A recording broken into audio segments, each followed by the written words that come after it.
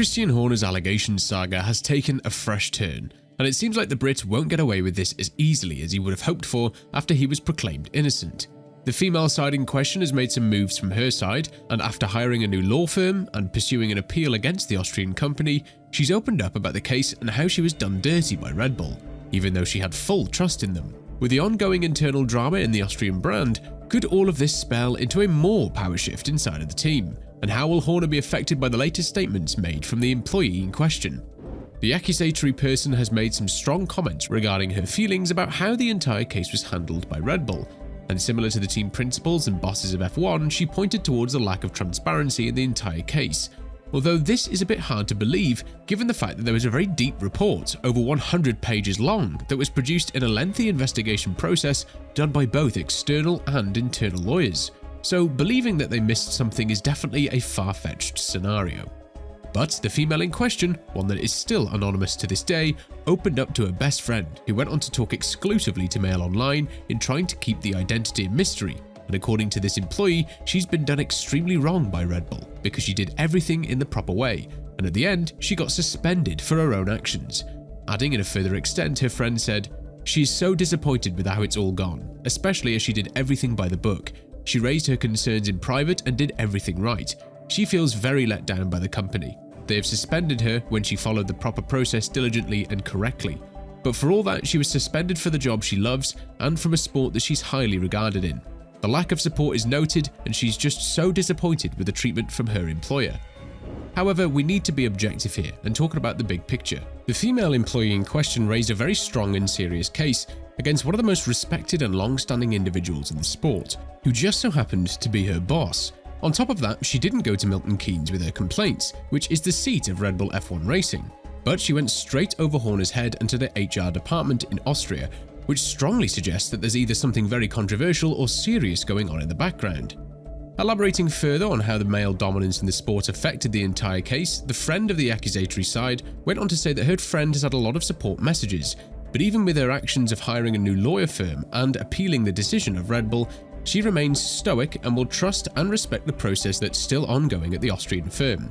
But a source very close to the female employee in question, and Formula One, who's also spoken to the Mail Online, saying that the male dominance in the sport will have a huge say in how this entire case will be resolved, as it went on to say, "Look, everyone knows motor racing is a male-dominated sport. I think fans will be asking themselves what's gone wrong at Red Bull for a woman with concerns to be suspended for raising concerns is a scenario that's just not right. All it will do is discourage other women who may have had similar issues in F1 from coming forward. If she was to be found guilty and making wrong assumptions, calling upon the female card and how F1 is a male-dominated sport, which the female employee feels had a huge impact on how her case is ended, is just outdated and it won't work. Horner hasn't received a case of this matter ever since he's been appointed as the team principal of the Austrian squad, which is from day one in 2005. So to believe that all of a sudden he has been acting inappropriate and involved in such scandalous case is definitely not something that you can get away with easily.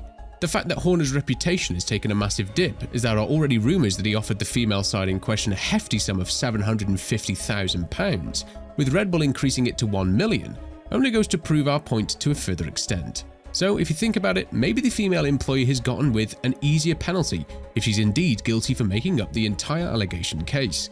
However, her feelings are quite different, and when talking about the outcome, as well as how it made her feel, the friend of this employee continued to elaborate. "Look at what happened. She complained, there was a supposedly transparent, independent investigation, Horner was cleared, and she was then suspended. Questions need to be asked of the Red Bull investigation. Transparency would bring confidence in what's happening to her. Who at Red Bull was tasked with establishing the facts? Who at Red Bull had access to all the confidential material that was used? Who at Red Bull is making all of these decisions? And who at Red Bull is making efforts to establish the source of these leaks?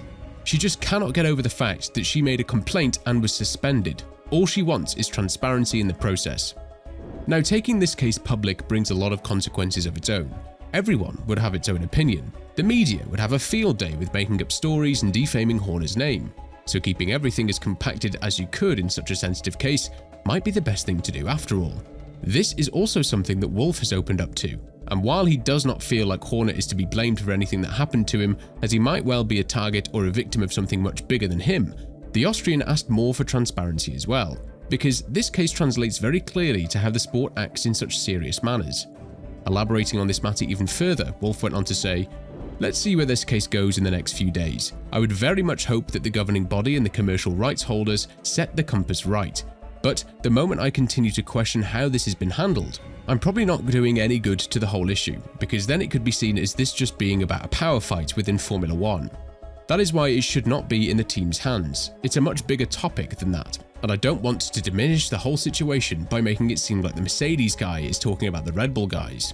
But when you look at this from a different perspective, it does seem like a lot of non-related sites had a lot to say about this matter. And while this case affects the minorities in the sport, which in this case are the women, it doesn't do them any good if they can just make up assumptions and believe that they could get away on this card if they're to be found guilty of it. There are people in Formula One who have worked tirelessly in building up their reputation and career to where it is right now, and to treat it like a house of cards is definitely not the right way that the compass should be set, if this is what Wolff has been alerting to with his statements. Making an assumption and an allegation is the easiest thing to do, but after 3 weeks of investigation from different lawyers and a 100-page report, to still believe that Horner is guilty for what he did is just a plain case of trying to get rid of him, especially after Jos Verstappen's statements emerged about how the Brit makes the team even more toxic a place to work in. This has been denied by an internal Red Bull employee, who went on to say that the environment that the team is currently in has never been better, and both of the 1-2 wins in the 2024 season are solid proof of that. And to say that Horner won't tolerate any of this furthermore is definitely a proper assessment to the entire situation.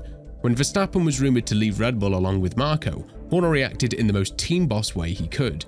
He said that no man is greater than the team, and if Verstappen feels uncomfortable, he can pack his bags and leave.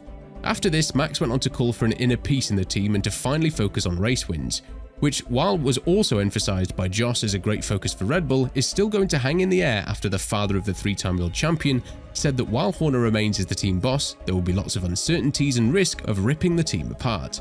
With all of this in mind, the situation is far from being fixed, and with every Red Bull member involved in this case, starting from the primary factor in Christian Horner and ending with Jos Verstappen, it seems like the tension in the team will continue to rise due to the fact that massive changes are not to be expected if the team can keep the lid closed on the entire matter.